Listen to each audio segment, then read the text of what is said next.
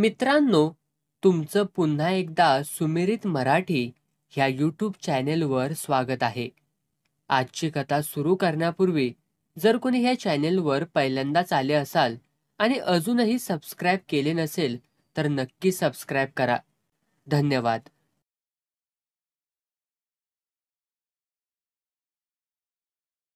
जीवावर आल्यावानी पावल्या चालत होता. हातात पिशवी, त्यात 2-3 पाव, डब्यात कसली तरी भाजी, लाल भडक रंगाची. पोटात आन गेल्यानं पावल्याच्या डोळ्यावरती झोप तरंगत असल्याली. तरी बी कोलन टेकणीला आल्यावानी गडी सराकतुयाच पुढं. एका महारोग्यानं कसं बघितलं कुणान ठावं. राम राम साहेब, या की, गरीबाच्या घरी सवताच्या पायानं चालत आलायसा. देव तुमचं भलं करील, असं म्हणत आपलं थोटं हात जोडून आडवा होऊन त्यानं सरळ रामराम ठोकला.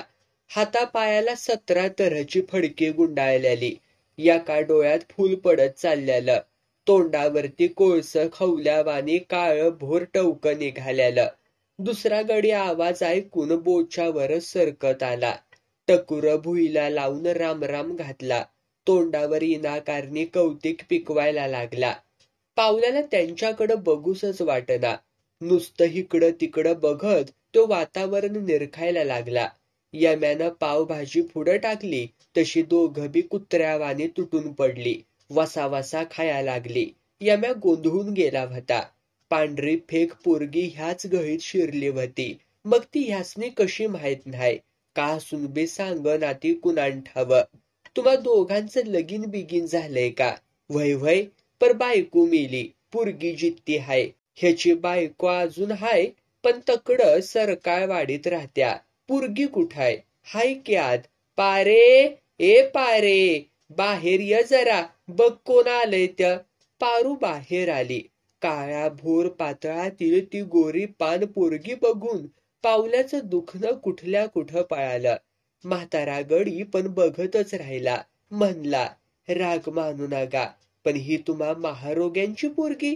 वय साहेब, आमच्यावरती जाऊ नका. हिची आई मजी नुसतं चितार होतं चितार. त्याचं समद हिच्यात उतारलंय. नशीब आमचं म्हणायचं. आमचा रोग हिच्यात उतारलेला नाही. अरे बर बाबांनू, एवढ्या नाजूक पुरीला डोंगरात कशाला आणल्यासा? आणू नको तर काय करू? गावात कावळ्यावाने राक्षस टपून बसल्या ती. आम्ही असं रोगी पाखरांनी हातपाय खुडून नेल्यावानी पांगळ. एखाद्यानं पुरगी पळवली तर कुठं व पळणार आम्ही? देव बी नशीब बघतूया. गाढवाच्या गळ्यात सोन्याचा घुंगूर बांधावा तसा ह्यो खेळ हाय समजा. ही पोरगी आम्ही सोनं जपल्यावानी जपल्या बघा. पावल्या एकाएकी थरारला. त्याला रात्रीची आठवण झाली. गळीच्या दारात उभा राहिल्याली हाडळी सारखी दिसणारी पोरगी त्याला आठवली. पायात पाय गुरफाटायला लागलं. वटातल्या वटांत पावल्या पुटपुटायला लागला. म्हणला, यम्या चल माघारी. आपल्याला नाही झेपायचं हे प्रकरण.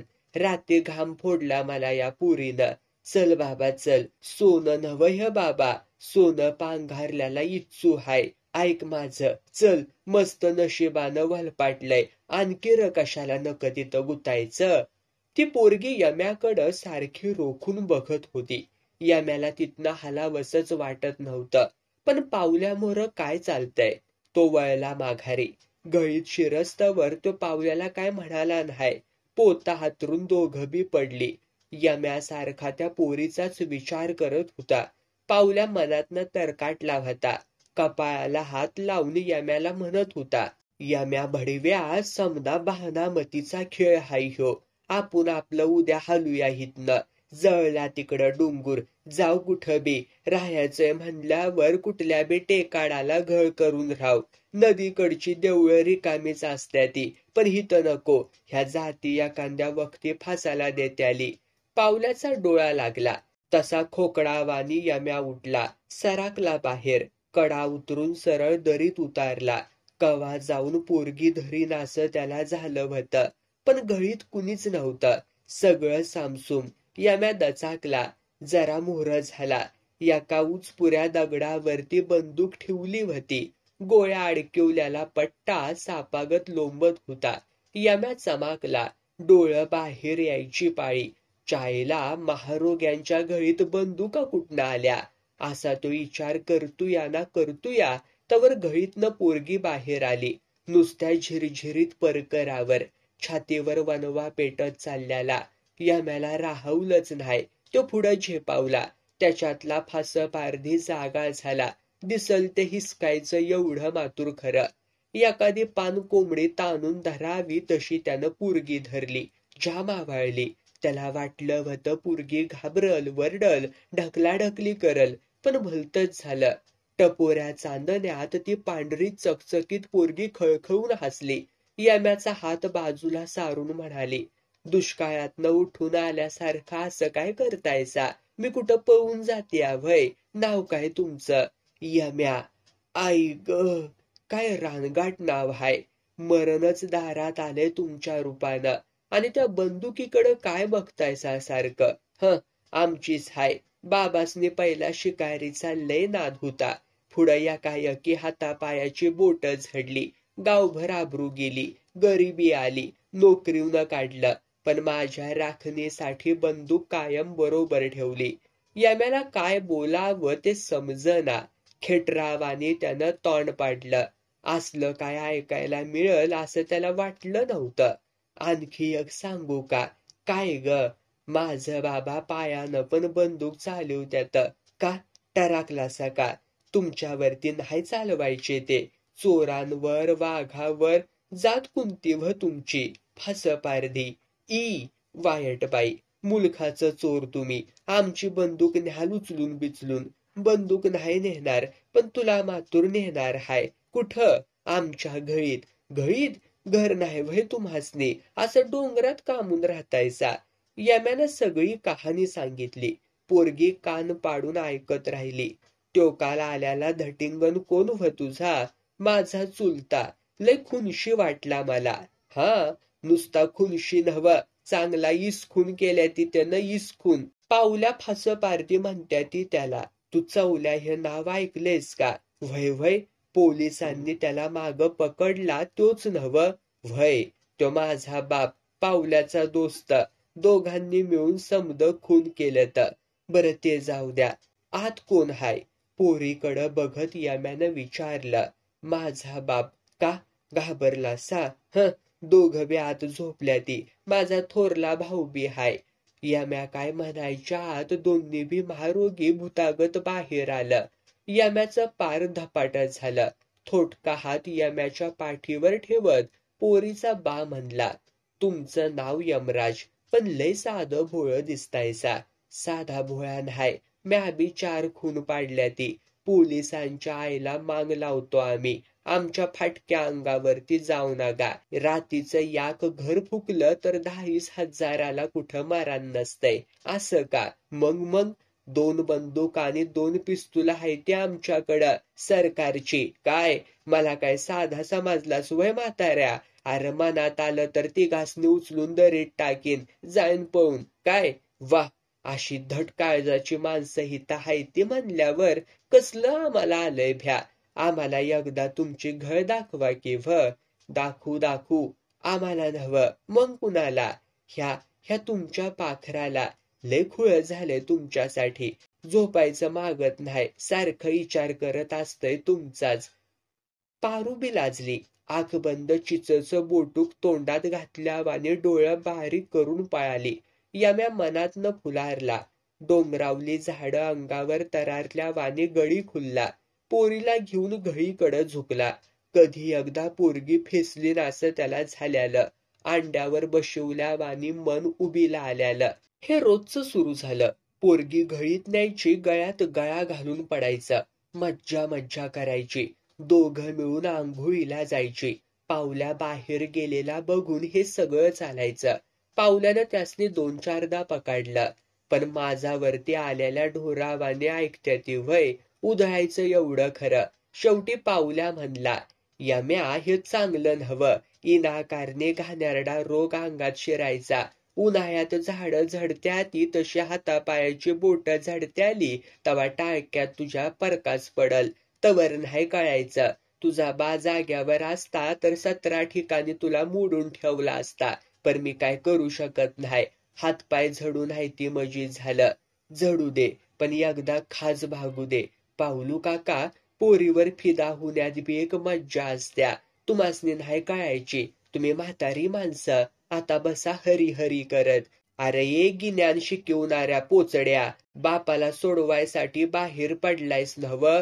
व्हय, कोण नाही म्हणतय. मग कवा तयारीला लागायचास र? बघू, लागू सवडीनं. आता तयारी पारूबर करायची. पाऊलू काका, तिकडं मालीचं फर जळत असते आली आणि इकडं मी उपाशी मरतूया. असं किती दिस चालायचं? एखादा वक्ती समदा अंग वटक्या झाडावाने वठून जायचं. त्या परास पहिली बायको मेली असं समजून मज्जा करायला काय हरकत आहे? यम्याचं बोलणं ऐकून पाऊल्या चराकला. त्यानं कपाळालाच हात लावला. दातवट खाया लागला. यम्या, हे चांगलं नव्ह. आज पाव तर आपल्या जातीत कुण्या असं केलेलं नाही. म्या एकदाच त्या कळकीच्या शिवारात बाय धरली होती, तर चवल्या माझ्या उरावर बसला होता. तवापासनं कानाला खडाच लावलाय. आज पाव तर असलं कुणी केलेलं नाही. म्हणूनच मी करणार हाय. काय मिळवणार आहेस असं गुण उधळून र? अन 12 वाटची माती इचून तरी काय मिळवणार आहेस तू? इनाकारणी तरसागत फिरायचं हडकी हुडकीत. अर वनवन भटकायसाठीच फास पारद्याचा जलूम हाया. सावलीलाच बसायचं होतं तर वाण्या बामणाच्या नाही का पोटाला जायचं त्वा. जरा कुणीच काहीही बोललं नाही. काहीतरी खात यम्या म्हणाला, मी माझ्याच कलानं जाणार. उपाशी पोटानं रात्रभर भटकलो आणि ऊन झेल तातडी सुकून मेलो म्हणून कुणी पुतळं उभारणार नाही आपलं. वड्या वगळीनच आपल्याला मरण यायचं. कोल्ह्या कुत्र्यांची धनहुयाची. पाऊलू काका, तुझं माझं पटायचं नाही. काय रिकाम्या राणी वाद घालतोयास? जा कुठं बी, जा तू. माझं मी बघीन कसं जायचं त्या. आणि चवल्यानं विचारलं, यम्या कुठाय तर काय र सांगू? सांग भैरोबाच्या डोंगराला मिळाला म्हणून. मातीतनं उकरून पुढचा जन्म घे म्हणावं. आपल्या जातीत काय राम राहिलेला नाही पाऊलू काका. म्हणून तू महारोग्याच्या पुरीवर लगीन करणार? अर रगात पिती भरल रगात पिती. भरू दे, मी लगीन करणार. याड लागल्यावानी पाऊल्या हसतच सुटला. सगळ्या डोंगरातनं पळायला लागला. आभाळाकडं तोंड करून म्हणला, ऐकलं का ढगांनो? फास पारध्याचं पोरग एका रगात पित्याच्या पुरीवर लगीन करणार हाय. यम्या, लगीन कर. हसत मर हसत. देव तुझं चांगलं करील. असं म्हणत तो गळीत शिरला. बाहेर आला तवा लाल भडक झाला होता. डोळ्यात आग तरारली होती. दंडाच्या बेडक्या गाठाळल्या होत्या. रानरेड्यावाने अंग तटाटलं होतं. रगात गरम झाल्यानं तोंडातनं जाळ बाहेर पडत होता. एकाएकी तो गराजला, भडव्या बाहेर य. हितल्या हत्यार कुणी नेलीत? तिथंच असते आली. अरे हरामखोरा, तिथनच बोलू नगास. बाहेर या, नाहीतर वडून मारीन तुला. यम्या घाबरला. तरी बी काळीज मुठीत घेऊन मोहर झाला. त्याचं मानगुड धरून पावल्यानं त्याला गळीत नेलं. कुठाय भाला? कुठाय ती बंदुका? पिस्तूल कुठाय माझं? सांग. असं म्हणत त्यानं यम्याला गदा गदा हलवलं. 2-4 धक्क देऊन वालपाटलं. यम्या आपला गप डाम रवल्यावानी. हरामखोरा, माझा कोयता सुधीक लपिवलास? सांग, सांग. साधी काठी सुधीक ठेवली नाही सातमध्ये. सांग कुठं पळवली समद्या हत्यार त्या? 17 जणांनी टेपलून काढल्यावाने असा कसा र उलट्या काळजाचा निपाजलायस तू? मला काय सुधीक माहिती नाही. त्या रगात पित्याच्यात गू खायला जातोयस वय सारखा? त्यासनी तर नाही दिलीस नव्ह? बोल. नाही दिली. खरं सांग, त्या पुरीसाठी तू काय बी तोडून दिशील भडव्या. सांग, त्या पुरीला दिलीस का हत्यार? नाही नाही नाही, खंडोबाच्या शपथ मला काय सुधीक माहिती नाही. असं भडव्या माझ्यावरती येतोयस? लेका, फास पारद्याची जात जातीसाठी रगात सांडत्या. दुसऱ्या जातीचा जीव जगवायसाठी आपल्या माणसाचा जीव घेत नाही. यम्या घाबरला. पळायसाठी धडपडू लागला. हत्यार गेली म्हणल्यावर तो बी यारबाडला. पाऊल्या आपल्याला आता जित्ता सोडणार नाही हे त्यानं वळाकलं. जगायचा विचार मनात पेटत चालला. टाळक्यातली पांढरी पोरगी एकाएकी टाळक्यातच गाराटली. तो उडी फेकून पळणार तवर पाऊल्यानं एका हातानंच त्याला हिसाडला. अरे पळून पळशील कुठं? सरडागत शितड्या करीन तुझ्या. दगडानं ठिचून मारीन. मला बी पावल्या म्हणत्या ती. लेका नुसत्या टाचन सापिटुळ्या सकट चिरडून मारतोय आम्ही. कुठं र पळून पळशील तू आ? यम्या पळत सुटला. पावल्यानं टोळा उचलला. मारणार एवढ्या धडाड धाड आवाज झाला. गोळी धडाडली. पावल्याच्या तळहाताच्या चिंधड्या चिंधड्या झाल्या. वरमी घाव लागलेल्या डुकरावानी तो डिवाचला गेला. मिशून बोट फिरवीत तो ढाण्या वाघावानी गराजला. कंचा आय निजवा बंदूक चालवतोया. पाठीवर लांब लचक एकच वेणी घातल्याली तंग पॅन्ट चढवल्याली पोरगी मोहर आली. पावल्यासारखाच आवाज चढवून म्हणली, पावल्या हालू नकस जागचा. मी CID ऑफिसर मिस गोरे बोलत्या. हल्लास तर गोळी छातीच्या आरपार जाईल तुझ्या. पावल्या थबकला. त्यानं मागचा अंदाज घेतला आणि पळू लागला. कुठं पळणार आहेस गधड्या? एक पोलीस ऑफिसर गरजला. दोघा तिघांनी पावल्याला धरला. पावल्या गळाटला. माफ करा साहेब, माफ करा. मानावर बंदुकीची नळी ठेवून साहेब बोलला, नाव र काय तुझं? पावल्या. असं म्हणत साहेबानं बंदूक काढून घेतली. पावल्या मोहर ताट उभा राहत साहेब खेकासला. हिम्मत असली तर भिडू माझ्या डोळ्याला डोळा. का घाबरतोयस र आता? पावल्या समधी ताकद डोळ्यात आणून साहेबाकडं बघायला लागला. वळखलंस का र मला? नाही. हा? अरे माणसं मारायला सोकल्याला तुझं काळीज माणूस वळकील कसं? हवालदार बेड्या ठोकाया भडव्याला. पावलूदा मी तुमचा शेमा. वळखलं का? बापाचं नाव घेतोय म्हणून राग मानू नकासा. गाण्या अरे काशी चुप. आवाज बंद. आईची आठवण हाय मला. तुमचं आवाहन स्वीकारलंय मी. गबगुमान मोहर बघून चला. आवाज करायचं काम नाही. चल रे यम्या. रानरेड्यासारखा माजलायस भडव्या.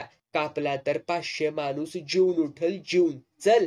मला वाटलं होतं वस्तीवरलं 7-8 माणसं तरी गावत्याली, पण भाडखाव कुणीच फिराकल्यालं नाही इकडं. यम्याला चांगला साखळीनं बांधला होता. तरी बी हापीसर बाईकडं बघतोयाच. साहेबानं कानकीन हातातली काठी मानगुटीवरती हाणली. 60-70 पोलिस खदाखदा हसली. ह्या ऑफिसर बाईच्यावर डोळा ठेवतोस काय? भडव्या नरड्यात बंदुकीच्या गोळ्या ठासतील त्या. पावल्या, आज पावतर आम्ही महारोग्यांची नक्कल केली. आता तो गाडा ह्या यम्याच्या हातात देतो. काय? सरकारी ड्रेस मधला आपला पोरगा बघून पावल्या हराकला होता. घाबरायचं तर बाजूलाच राहिलं. तो खदा हसत म्हणला, अरे पोरा, आता मी हसत फाशी जाईन हसत. ह्या वाघाला धरलं वाघाच्या बच्च्यानं. अरे असा प्रसंग यायला बी 7 जन्माचं भाग्य लागतंय बेट्या. अरे शेम्या, मी हरलो नाही. मी जितलो. ह्यो पावल्या जितला. सगळं बघून दिस गेल्यासारखा डोंगूर सुधी कातनं गदगदला.